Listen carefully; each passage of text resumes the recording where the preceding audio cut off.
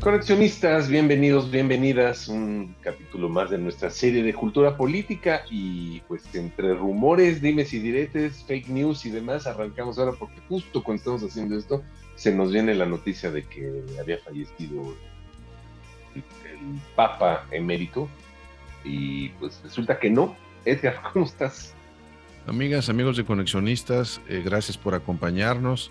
Y bueno, pues hay que hablar de este tema. Alejandro, ¿cómo estás? Otra vez, muchísimas gracias por darnos de tu tiempo. Y bueno, este fenómeno de si es verdad, si es mentira, pero causó revuelo esto en las redes y nos trae a la mesa de la conversación de nuevo, la Iglesia Católica es noticia. A ver, número uno es mentira. No murió el Papa Joseph Ratzinger, Benedicto XVI, Papa en retiro. Aparentemente es una cuenta falsa de la Conferencia Episcopal Alemana la que dio la noticia, y vaya revuelo que se armó. La velocidad a la que corrió la noticia, yo empezaría por decir eso, nos habla de la importancia de estos personajes. Podemos ser creyentes, no creyentes, practicantes, no practicantes, agnósticos, comecuras, lo que quieras, pero negar la importancia de las religiones, en el caso de México, de la religión católica, creo que es ser ingenuos, es no querer ver el panorama completo. Estos señores han hecho política durante 2000 años. En México han hecho política desde que esto era la Nueva España. Sí. Fueron claves para la conquista.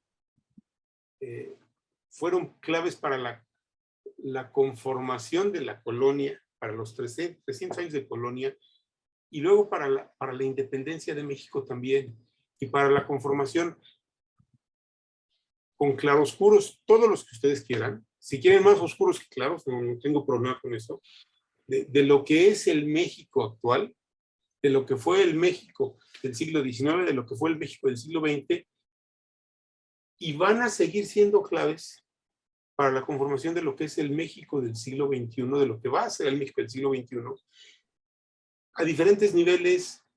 Lo hemos platicado. En mi opinión, la Iglesia Católica vive la peor de sus crisis, y no tiene que ver con que antes fueran buenos y luego se volvieron malos y empezaron a ser abusadores de niños. Seguramente durante muchísimo tiempo fueron abusadores de niños. Tiene que ver con el hecho de que el mundo se interconectó y la información viaja, y la desinformación lo acabamos de ver con la falsa muerte del Papa Ratzinger. La información y la desinformación, los desmentidos, viajan a velocidades impresionantes. ¿Sí? Eso provocó que estas conductas indebidas, ilegales, delictivas, dentro de la Iglesia Católica, que seguramente se dan en otras iglesias también, estallaron en crisis. Creo que en todo el mundo. Y bueno, Ratzinger ha sido una figura en ese tema de la pederastia y de la manera de ocultarlo, de tratar de esconder lo que muchos sabían que estaba ocurriendo, muchos se encubrieron.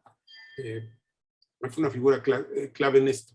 México es un país con muchos católicos, y en el que el tema de la pederastia, por la nacionalidad y el origen de los legionarios de Cristo, le pegó durísimo a la Iglesia Católica. Sin embargo, y hace unas semanas lo platicamos, el asesinato de estos dos jesuitas en la Tarahumara, decíamos, puede reactivar, hoy me atrevo a decir, ya reactivó a la Iglesia Católica y ya la metió de nuevo a la discusión política de una manera que a mí particularmente me parece interesante, muy interesante, y que sí puede modificar la ecuación política como la veníamos viendo, como se venía desarrollando con un presidente que es evangélico en el poder, que además tiene un discurso muy eclesiástico, aunque él diga que es laico y cuarista, y una Iglesia Católica que estaba ausente del debate político. Creo que lo que estamos viendo en las semanas previas, en las últimas 3 semanas, y lo que vamos a ver en las que siguen, es una Iglesia Católica actuando no sé hasta dónde le alcance, pero de que ya se metió al debate político en México, creo que no queda ninguna duda. Y en mi opinión, tiene la fuerza suficiente para influir en el debate político. Claro. Fíjate que platicamos, Alejandro, con Mónica Uribe, una experta, es politóloga y es historiadora y es experta en temas religiosos, sobre qué pasaba o qué efectos tendría al interior de la Iglesia Católica. Y dentro de todas las reflexiones que nos compartió, hay una que cayó en el terreno político. Quisiéramos rebotarla contigo y obtener tu posición, porque ella comentaba que una de las cosas que esta participación de la iglesia sí puede hacer, y comentabas tú fuera de micrófonos, algo que me pareció también muy interesante, ¿no? Cómo ante este discurso polarizado, ante, digamos, esta práctica populista en ambos lados que le da cabida a anular al otro, porque el que tiene la verdad soy yo y el otro es el distinto, y para unos casos es el pueblo y para otros casos es rescatar a México de las garras del diablo, ¿no? Aunque suene ridículo, así de ridículo está la conversación. Y Mónica decía, a ver, lo que ellos sí pueden hacer es construir un centro de conversación en donde, si se ponen las pilas y si la iglesia abandona estos discursos y se pone las pilas en seleccionar un tema que convoque, como el caso de la seguridad, ¿no? Y no empiece con estos temas extremos de aborto y estas cosas que lo que generan es más división, se puede generar ese espacio que hoy no tiene la oposición. Entonces, es un terreno totalmente político. Y fuera de micrófonos estabas tú comentando algo que está ocurriendo en estos momentos o durante este mes, justamente en la iglesia. Sí. ¿Cómo ves este tema? A ver, primero, Mónica es una estudiosa y una gran conocedora del tema. No podría yo estar más de acuerdo con ella. Creo que justo eso que ella dice, la iglesia podría hacer eso, es justo lo que están tratando de hacer. A ver, el tema sobre el que están invitando y construyendo esto que se llama Jornada Nacional de Oración es el tema de la seguridad. Y no están llamando a la protesta social ni al cacerolismo, no, están llamando al diálogo, están llamando a la confluencia, están llamando a la discusión abierta, están convocando a todos los actores políticos, incluyendo al gobierno y al presidente, a discutir y encontrar confluencias para enfrentar un problema común que se llama crisis de inseguridad. Sí. Justo lo que Mónica señala que podrían hacer es lo que están haciendo. Más o menos, a lo mejor son cifras alegres, pero son las que ellos manejan. Hablan de 50 millones de fieles en los templos católicos cada domingo escuchando sermones. Y a mí me pareció interesante que su planteamiento es, a ver, no estamos culpando al gobierno del problema. Todos somos corresponsables de esto que está ocurriendo aquí y a todos nos ha fallado la estrategia y todos estamos dejando de hacer algo y esto ya se descompuso en términos de seguridad. No están hablando de aborto, no están hablando de matrimonio entre personas del mismo sexo. No. No están hablando de eso. Me parece interesante y, repito, yo coincido con Mónica. Lo que la iglesia puede construir es el centro que se perdió en el escenario político polarizado. Hace unos años todos querían estar en el centro y se peleaban por el centro. Hoy todos quieren estar en los extremos y han dejado así el centro. Lo que no tenemos es un discurso de conciliación, de confluencia, de corresponsabilidad, que se le diga al poder, necesitamos de ti esto, y a los ciudadanos necesitamos de ti esto. Este es un problema de todos.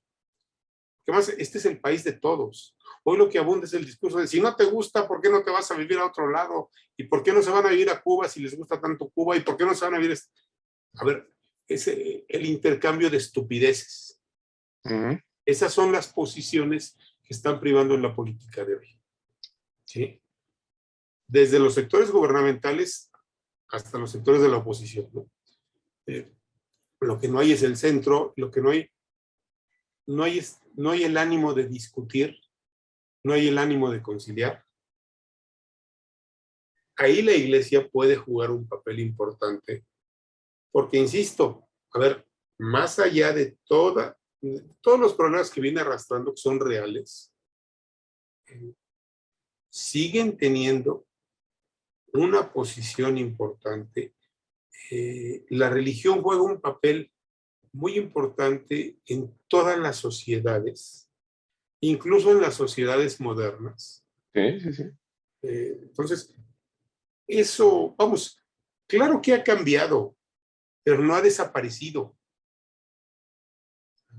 No es como hace 40 años, no es como hace 80 años, y no es como en la Edad Media. Claro que ha cambiado, pero esa influencia, si bien se ha matizado, no ha desaparecido. Estaba quietecita y no actuando por las razones que ya comentamos, pero vamos, si alguien le entiende al tema de la política y además sabe hacer política de largo plazo, con ellos. la Iglesia Católica. Sí, yo creo que quizás esto adicionalmente se convierte, ojalá, y en un ejemplo o una guía o una recomendación, si queremos ser menos severos, para todas estas organizaciones de la sociedad civil, pongo sociedad civil entre comillas y decimos, para todas estas organizaciones De la burbuja. De la burbuja, de de las burbujas. alumnos, de exalumnos, o participantes de escuelas católicas o escuelas religiosas, principalmente identificadas con el catolicismo, para que entiendan, ¿no?, que en sus manos no está necesariamente de hablarle al ombligo y hablarle a los mismos para convencerlos a ir a votar, sino que una muy buena parte de su trabajo es apoyar la generación de estos espacios de diálogo y consenso con quien piensa distinto.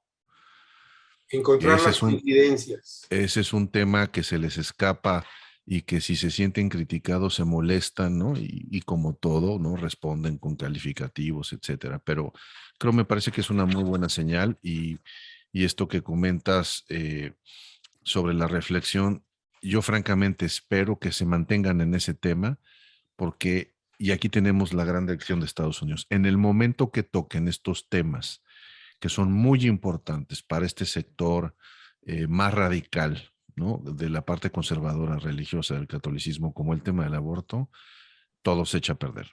Claro. O sea, la dimensión política se quiebra porque se trata de imponer una agenda y ahí poner de acuerdo a estos grupos que son distintos es imposible. Y el tema de seguridad los convoca a todos, justo lo que hoy México no tiene. Muy bien, Alejandro. Pues muy bien, yo creo que Armando, no sé si hay otro comentario para cerrar. Yo creo que le dimos ya rápidamente una reflexión a este asunto que empezó con la desinformación y terminó con un tema de la iglesia que ya está, digamos, haciendo algo para volver a tener un protagonismo en la vida política mexicana. Alejandro, muchísimas gracias. Edgar, Armando, muchísimas gracias a los dos. Perfecto, y seguiremos dándole, vale la redundancia, seguimiento a este tema, porque parece que va a dar mucho que hablar, sobre todo en las semanas, ¿no? Alejandro, rápidamente tu Twitter. @envilafisher.